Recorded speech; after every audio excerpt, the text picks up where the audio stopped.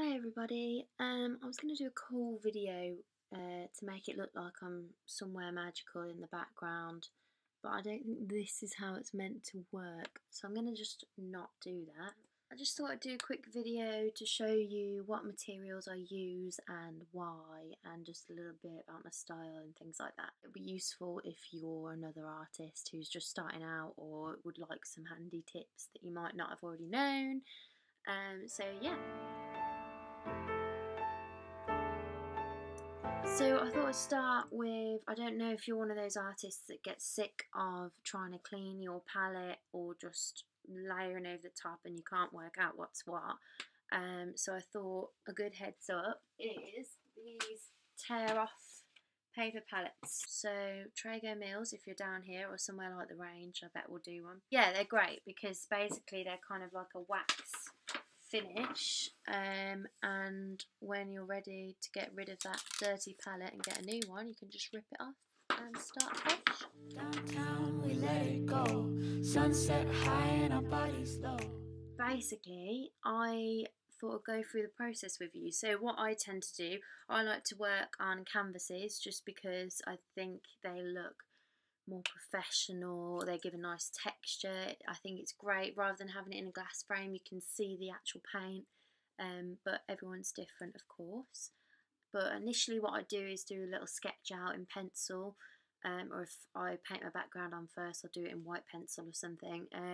But just to get the proportions right, I use a grid method. I don't know if you know about it. If you want to find out more, I can do another video, or you can just look it up. But it's just an easy way of sort of getting the proportions right when you're sketching out. Loose up, we break the scene. One step deep as you fall to me. A bit dirty now, but these are the best rubbers for it, I have found, because some rubbers just sort of smudge the pencil when you're on canvas, or if you've got a thick pencil. And these are brilliant. They just get rid of it. It's magic. They're called Indian rubbers, I think. But this one is Lyra, the make, so check that out. Clap, we skip a beat, count 1, 2, 3. Winsor & Newton, amazing brand. Galleria range. Can you even see that with the reflection? But also Daly & Rowney, brilliant. Those are the sort of paints I started off with when I was a little bit younger and starting into art. They're great for spreading your paint. So when I do like the face, I do the skin first, for instance, and you want a lot of paint on your brush and you want it to move far on the canvas. But I have fell in love with Liquitex. The Liquitex heavy body I use for sort of, you know, bold white highlights when I'm doing tonal work, or, you know, I just want full coverage. So if I want a certain colour, I can use one of these and it will really like come out, the pigment will be there. Don't you stop the music, get into it, won't you dance? I get all my Liquitex from Cass Art. Massive big up to Cass Art. It's a wonderful shop and they've got an online store. I would definitely suggest that you use those if you're looking for paints and things. You can't really mix to, I mean you can, I do, but it's very hard to mix like the different brands together when they're sort of this thick paint, professional paint, and the student paint, if you like, or the slightly thinner sort of waterier paint. You'll find the first couple of times, if you do want to mix them, first couple of times you try, it might be a little bit hard getting the smooth blend in or whatever you're used to, because they are totally different paints.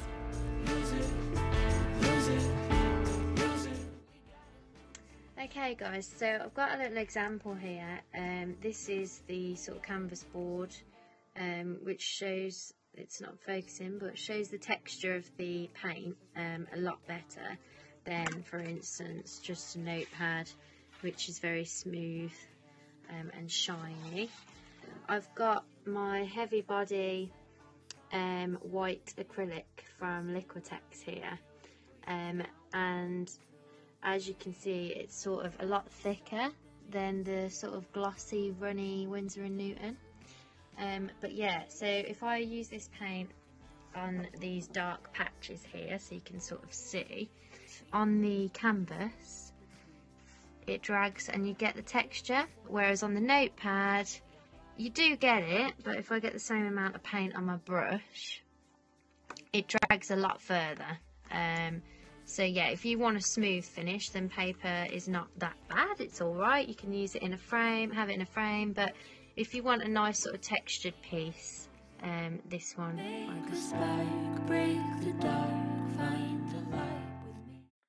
The paint on the top, the smudges here, is the Winsor & Newton Galleria range, which shows that it really moves across the canvas like crazy. You can really get a lot of paint on it, it just sort of goes for it.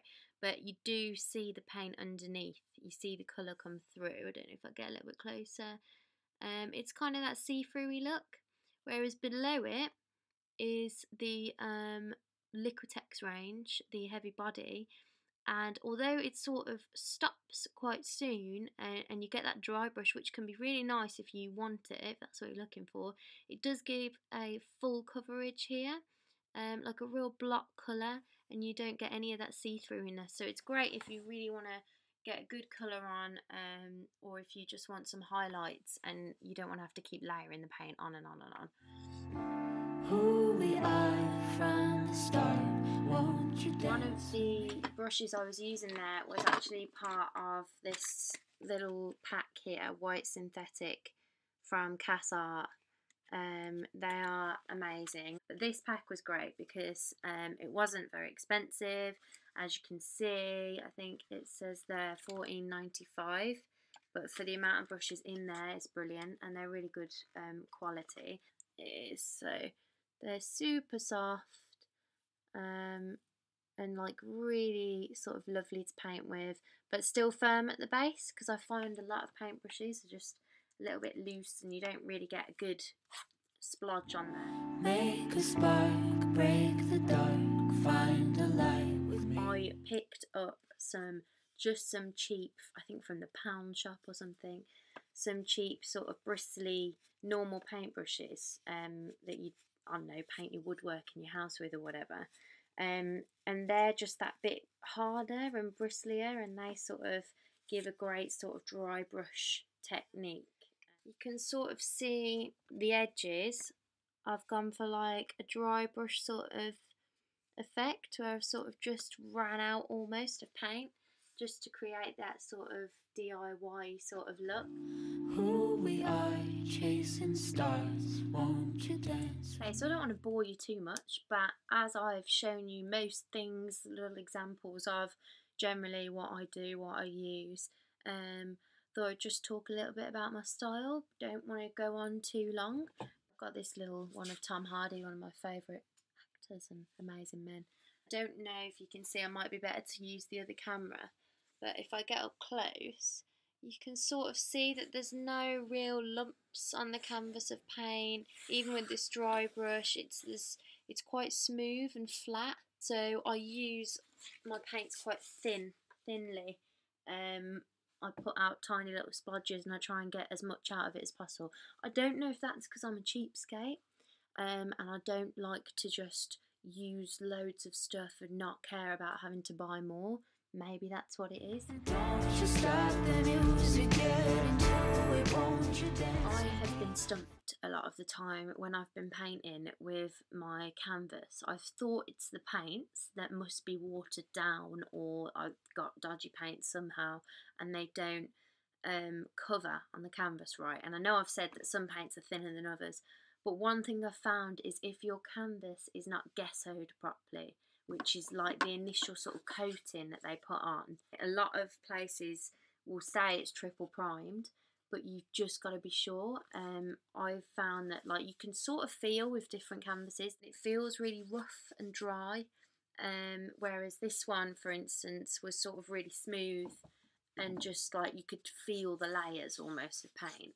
The best thing I find to do is to use gesso. You can buy gesso itself, which looks like that, and just cover your canvas in it, and a nice even layer, and let it dry for like 24 hours. Find a place and lose it, you can do it, won't you dance?